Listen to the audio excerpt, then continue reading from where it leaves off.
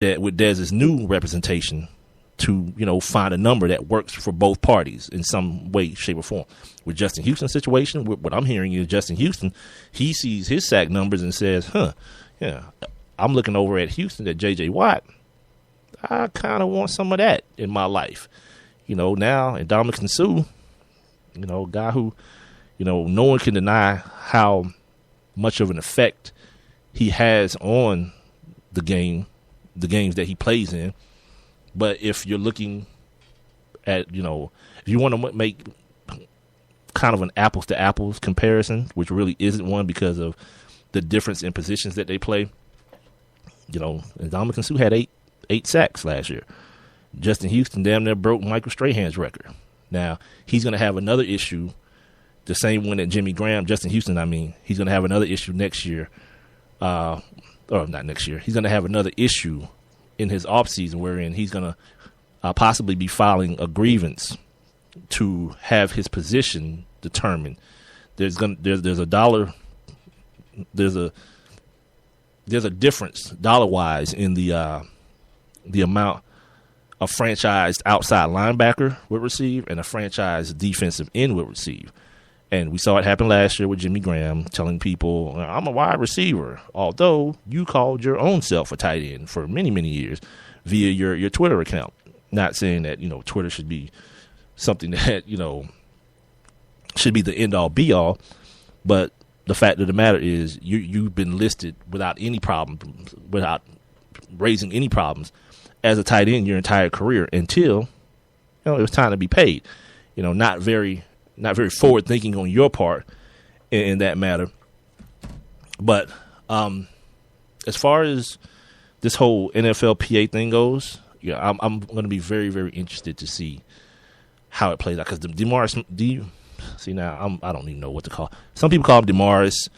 DeMaurice is what I'm going to refer to him as because that's how it's spelled. And I'm an N-word, so there's that.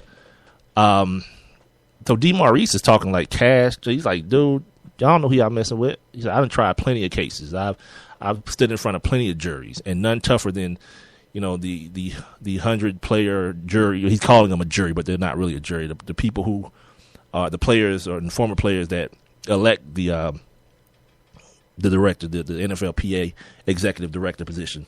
So he don't seem to be moved one way or the other. He's just, I don't know. Like, they lost. They lost, and they feel like he gave Roger Goodell too much. But at the end of the day, from what I remember, this thing was actually sent around to all teams, and people had to sign off on certain things before the season could start. And we all know the stories of Vince Young having to borrow all the money during the offseason. Antonio Cromartie, like, man, they need to hurry up and get this thing over with. I got kids to feed. We know Antoine. We know Antonio. You've got plenty of them. So there was that. And this is why in all these situations, the wealthy people are going to always, always, always win. There won't be a situation where the player's like, yep, we got him. Nope. Because they're going to always wait. They always wait, especially in the land of the NFL. Your favorite sports drug of choice? Come on. Yeah. They'll wait it out, and then when they figure out how much money they lost while waiting, they'll just charge you for it. They'll make you pay for it. And tell you that we got free Wi-Fi in the stadium now. Meanwhile, your ticket is $10 more than it was last year. Yeah. It's just it's the way the game is played, man. It's America. And rich people and talent wins. And sometimes if you're rich with talent, you're double winning in life and in every other area. This is the Sports Kings podcast. I'm Big Mike. Been talking now for about an hour and 34 minutes straight. So kind of an undertaking. I hadn't been on the radio, or I hadn't, there I go again, radio. Well, I guess I could say that. The last time I was on the radio was in July, like the end of July, doing the same kind of thing, got about 2 episodes into my own show and got the old axe from CBS. So now I'm kind of, I'm here shaking off the rust a little bit. So, I do offer no apologies for what this thing sounds like, or the things that I say. They're just coming out. I prepared, the best I could today to get this done. And here's something else that's come out in. And I talked earlier about this veteran combine that they're having in Phoenix on the 22nd, and people are expecting maybe Tim Tebow to show up at it. Last week, or maybe a couple weeks ago, Vince Young was said to have been in line for an NFL comeback and presenting himself at this NFL Veterans Combine. If you hadn't heard about what this is, it's basically for guys who are no longer in the league, but they're not coming out of college either. Guys who spent time either in training camp or on a practice squad or on an NFL roster at any point in time. Now they have an opportunity to come back and do basically the combine again, but it's for veterans. Michael Sam is a guy who will be is said to be participating in this combine as well. And I think it's a good thing, especially for a guy like Michael Sam. Not necessarily Vince Young or Tim Tebow, because we've seen that neither one of you guys have NFL quarterback in your future. It's real. It's the reason that Vince, you retired, and the reason that Tim, you've taken an analyst job with the SEC network. Like you know when it's time to go ahead and either cut it off, or in Tim Tebow's case, go ahead and hedge your bets. Like, I'm not really sure this thing is going to work out. So yeah, ESPN, I'll take your check and do this gig terribly for you. No, I'm playing. I mean, he's all right, but it's still Tim Tebow, and he still talks like a kid who just got a whooping. Like, but he's Tim Tebow, and it is the SEC, and people around these parts, hashtag never forget. So yeah, this weekend, my favorite organization, and I say that with all just insincerity, the NCAA holes. We talked about it on Friday, what happened with Syracuse and Jim Boeheim, the sanctions that were levied against them. They lose, for the next couple of years, they lose 3 scholarships of the 13 that they're allotted, so they only have like 10 scholarships for the next couple of years. They issued their own ban, postseason ban, this year, trying to, soften the blow of the hammer that the NCAA was going to, pound them with. What else did they get? Some monetary things, some monetary sanctions. They got hit with those. And Jim Boeheim was suspended for the first 9 conference games in the ACC next year. And some of the infractions are including payment to players. That's the old go-to right there. Boosters paying players. And probably the biggest one was the academic stuff, where staff members were actually got the emails of players and were emailing teachers papers that players hadn't done. And what they went back, and I guess computer geeks know what I'm talking about if I say the metadata. The people who did the investigation went back and looked at the metadata and saw like last edited by, and it wasn't the player, or file created by, and it wasn't the player. This real intense CSI type foolishness. But I do think, for what it's worth, of anything that I feel like is the bigger infraction than anything is stuff like that, because the NCAA prides itself on saying that we're basically trading you the scholarship for a education. They don't necessarily say a good one or a real one, just an education.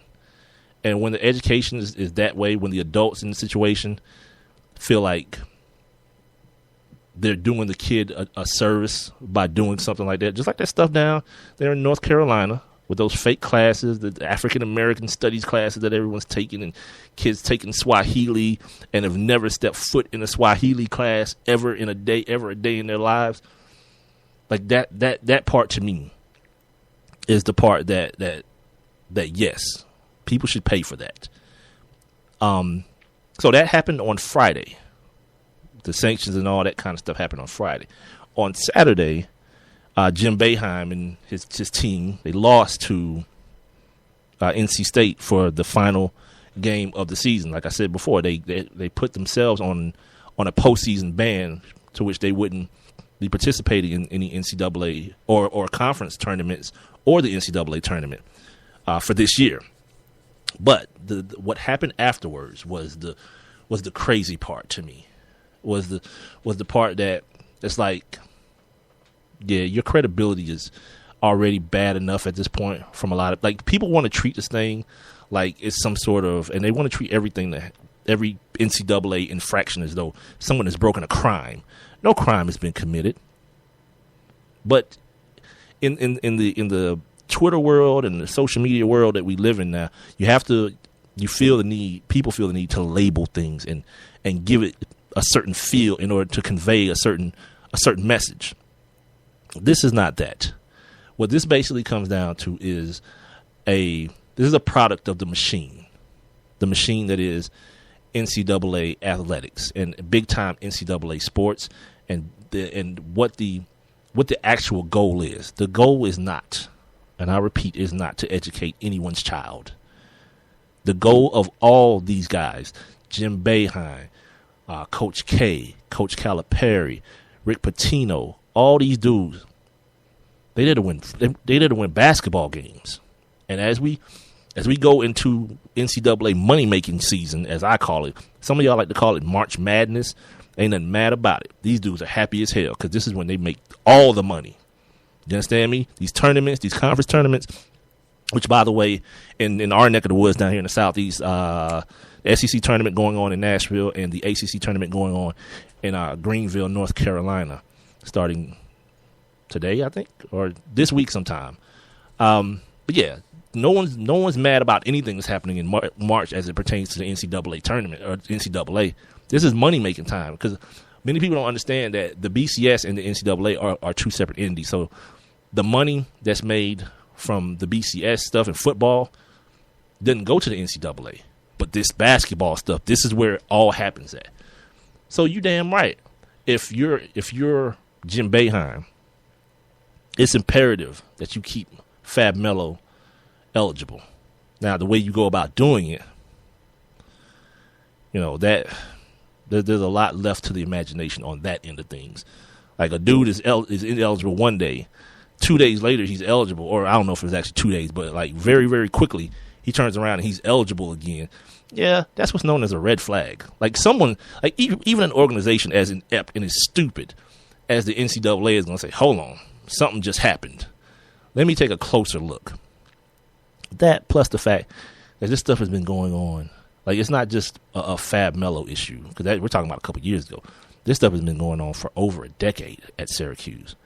And a man who people have championed for so long. These guys who people, he's doing it the right way. Rashad Suleiman. That's all I'm gonna say to you. He's being accused of of 2 sexual assaults on the campus of Duke. And a couple of weeks ago, the articles were written that the basketball people knew about it. Their reply to it is, it's not our job to look into stuff like that. All right. See, everybody wants all the credit. All the power players, big time coaches like Joe Paterno, all these dudes want to bask in your praise when things are going good, when you're winning ball games, when you Coach K and you got to your thousandth win. Everybody wants to bask in the glory and the praise. But when some real ish hits the fan, everybody's running for cover. You running. Yeah, that's not our job. Well, sometimes just as a human being, right? When you hear about another human being being sexually assaulted by a human being that you have that you share close quarters with and have a personal relationship with, you may want to ask some questions. I'm just saying that. Like, there may be some sort of inquiry to be had as to what the hell is going on. Because eventually, if anybody is doing their job, it's going to come out that you knew and did nothing. that you knew what was happening, and it wasn't until